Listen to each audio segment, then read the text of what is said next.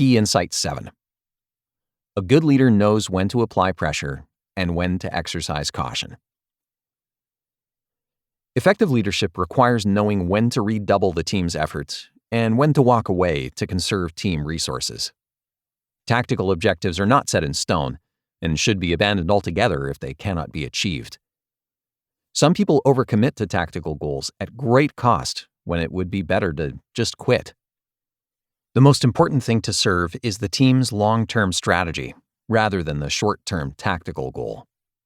Retreating or even quitting is sometimes necessary, and a strong leader has the fortitude and intuition to know when that's required. Leaders shouldn't implement a big decision if they're unsure about the correct course, unless a firm decision is required. Sometimes it's better to make small decisions and adjust course as the project moves forward.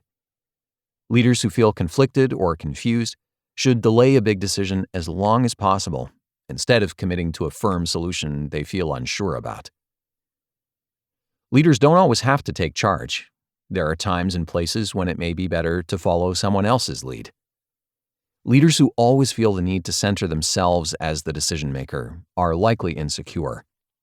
Sometimes it makes more sense to defer to the expertise of other people on the team, and a good leader can cede control in those situations.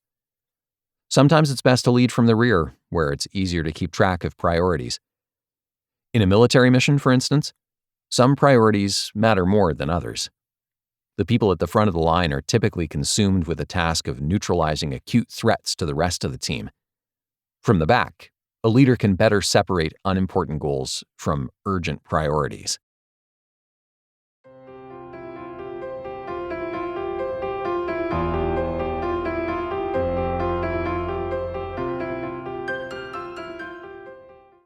Key Insight 8. Effective leaders nurture strong relationships. Teams are built out of relationships. There are the relationships that a leader has with subordinates and superiors, and then there are the relationships that team members have with one another.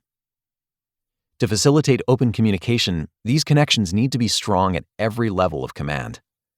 Strong relationships help ease the difficulty of delivering bad news, whether it's a leader telling staff members about layoffs or a subordinate telling a commander about a failed mission. Strong relationships also help cut back on gossip and damaging rumors that can undermine team unity and dampen morale. Good relationships are critical, but they aren't always easy. Sometimes a superior may want to execute a bad plan. The pros and cons of pushing back on a bad plan should be weighed very carefully, with a bias towards inaction unless urgent contradictory information or ethical considerations arise.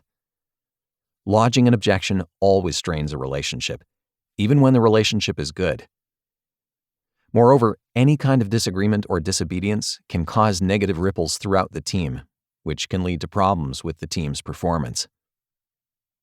Managing problematic relationships is another important leadership task, regardless of rank.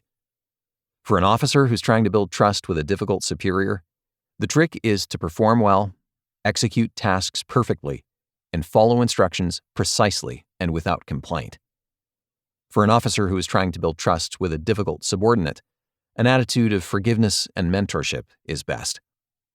Leaders who can inspire self-enforced discipline are more effective than leaders who rely on top-down discipline, so it's ideal to cultivate an environment in which subordinates discipline themselves.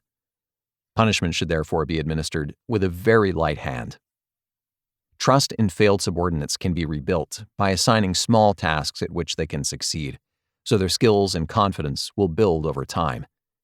Then they can be trusted with more important missions. Important people. Jocko Willink, the author, is a leadership consultant and former Navy SEAL.